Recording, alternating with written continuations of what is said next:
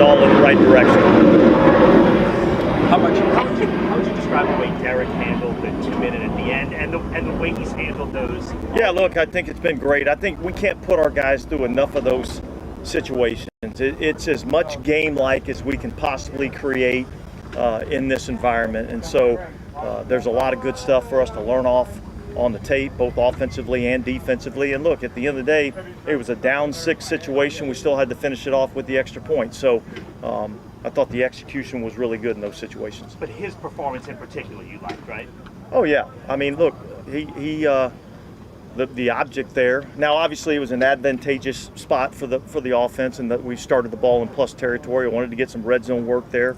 Look, the whole key to 2-minute offense, 2-minute defense is being able to, in a chaotic situation, be able to slow your heartbeat down and be able to think clearly and react clearly in those situations. Yeah, I thought he did a nice job. What is it about Derek that makes him good just historically in those situations? Like, what does he have in his demeanor that? Look, I think it's all part of what his personality is. I think Derek's built really from the neck up, and that's really what you have to be able to do in those situations. So he does a great job of thinking clearly and understanding exactly what we're in that situation. The last play there got us to the right call, got us to the right play with the time running with very little time on the clock. So that was obviously good for us to see. How much better do you think you are than the team that finished last season? Yeah, well, I don't want to get into comparisons in terms of where we were last year. It really is not going to have any bearing on what we are this year. I do feel like that, like I said earlier, I feel like, I feel good about where we're at and the direction that we're headed. But yet we still got a ton of stuff that we got to work on and improve on. Dennis, do you expect, I know you all been managing your guys with the training camp in mind. I mean, do you expect to have everyone health-wise? Yeah, I think as we sit here right now, there's one player that may be questionable for the start of training camp, although I'm optimistic that he'll be ready. But I feel pretty good about having everybody here for training camp healthy and ready to go. Can you tell us who that one player is? No. Dennis, it seems like tough competition for the kicker, right? Yeah, look, honestly, Bobby, I think there's a lot of competition in a lot of different areas. Kicker being one of them. I think there's some good competition in the defensive backfield. I think there's some good competition at the wide receiver position. So I was saying the other day, I feel like we've got some pretty good depth in terms of the start of training camp. So that's one of the things that has me excited. In your self-scout after the season, do you think there was a lot of things that you could do better? Anything that kind of stood out? You said, hey, as a head coach, I've got to do this. Yeah, I'm not going to get into all the things that maybe I could have done better. Certainly, when you don't have the outcome that you're looking for, everybody could have done something better. And what we did last year wasn't good enough. We all understand that. We've all got to be better, and we all will be better. Yeah, it looks like, Adebo and Alante have kind of been alternating first-team reps at the outside corner spot. Is that kind of the plan going to training camp? Look, that they come to? Yeah, we'll evaluate it as we go into training camp. But yeah, like I said, there's a ton of competition, playing time and starting jobs. Those are all earned, and you got to really come out and earn it every single year. And so, the great thing about it is I feel like those two particular players that you just mentioned, both of them are fully capable of being starters and playing at a high level for us. And so, but we're going to let that competition play out. Dennis, I know it's a little broad, but what do you like about Alante? Like, what's the first thing that you like most about Demeanor, the way that he plays the game. Look, yesterday he got beat on the deep ball, comes back the next time he's out there, intercepts it to end the game in a 2-minute situation. So the moment's not too big for him. He's highly competitive. And he's got a short-term memory, and you have to be able to have that when you play corner in our league. Dennis, what is your view, considering like the Saints are one of those handful of teams plus, as far as the fullback?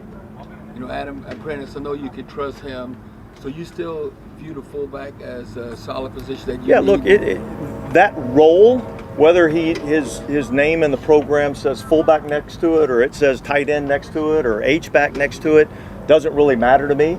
But that role is something that we feel like is important.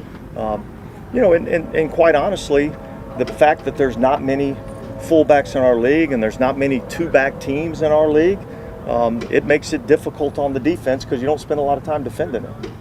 I know it's kind of maybe an obvious question, but how much of a lift does it give to the franchise when you can acquire a quarterback like that who has that kind of ability and that kind of experience? How much of a boost can that give you? Yeah, I think the quarterback is the most important position on the field, and when you have a highly skilled player, a highly intelligent player, a guy that works the way that Derek does, a guy that has the type of leadership qualities that Derek has, that's going to filter throughout the whole football team, players and coaches, and I think that gives you a lot of confidence going into the season.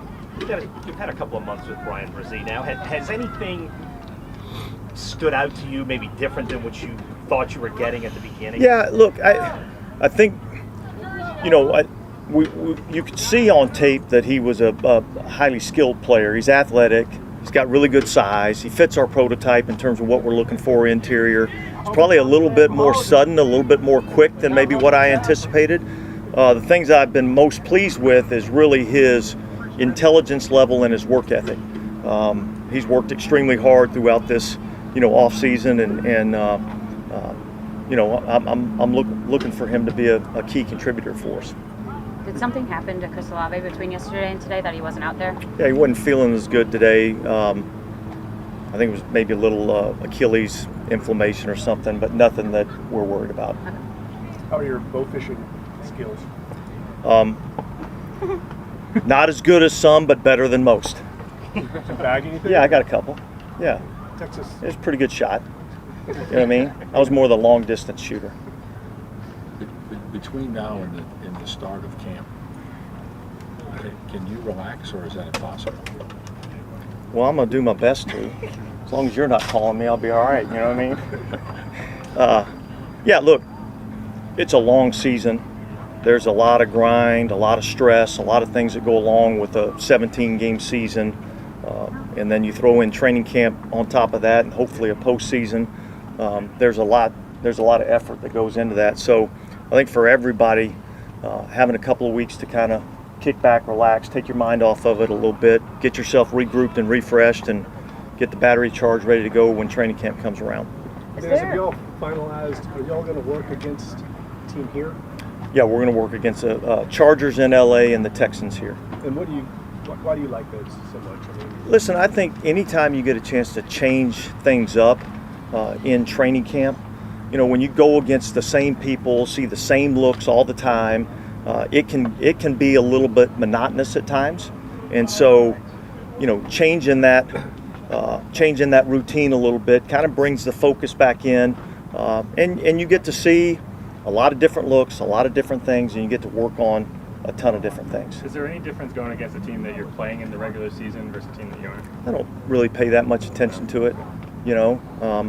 We're going to get out here and get a couple of really good practices against those guys, and certainly they'll be looking at us. We'll be looking at them. There'll be some things that maybe we figure out that maybe we can do when we get to the regular season. But I'm more concerned with getting some good work in and seeing some different looks. Now that you have your whole draft class here for a while, and you got a chance to, I know Kendra hasn't practiced, but you got a chance to look at it.